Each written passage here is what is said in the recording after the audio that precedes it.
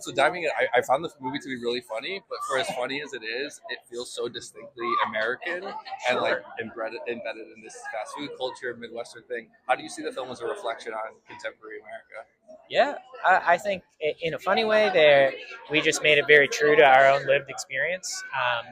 It's a story about an empty nested mother and dealing with some very specific, emotional grief reactions to that, and a lot of kind of the lived in Americana just kind of stemmed from that affordability. Fast food is a very American thing. Talking about generational transfer of a restaurant franchise. Like we wandered into these things, at times intentionally, but I think even more so just again being true to our lived experience. Yeah. Yeah, certainly. I think you know, being honest to the characters first and the story first. That never we're approaching like, oh, how can we comment on broader like socio-political or socioeconomic circumstances in America.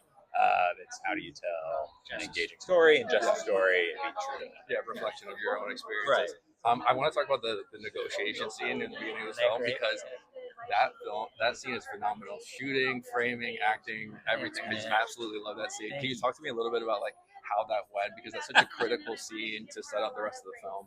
Yeah, I mean that was our second day of filming. That was our second day of filming, and yeah, I think at least I'll speak for myself. Like very nervous about that because one, it's a very long scene. So well, how do you sustain the tension and momentum and continue to build upon it? But it was also Madeline Wise's first day on set, and we had never worked with Maddie before. It was like 7 or 8 pages of dialogue that she had. So there were a lot of nerves going into that scene. But then once we started, it was, I mean, to a certain degree, we were like audience members to just like sit there and watch these actors play off one another and like facial expressions and how they're each, manipulating and doing things behind the scenes. And they're playing their own game. It was very, fun to watch. It was fun to edit. Like those little micro actions, like the ability for Madeline and Judy and Sean to just use their instrument and their face, and that was a lot of fun.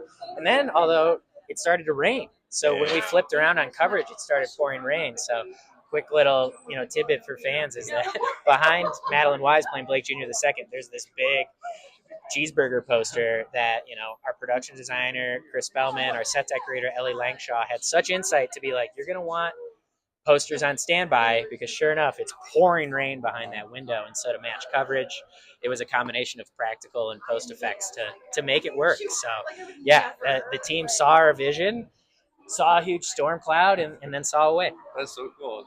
I guess that's the last question. So I love Bryan Cranston's character in the film, and I could see a whole movie with him alone. He's so like dopey, but and then you find out he's more intimidating and more knowledgeable than you think. Yeah. How did you collaborate? Oh, sorry. How did you collaborate with him to make that character? Just let Bryan lead.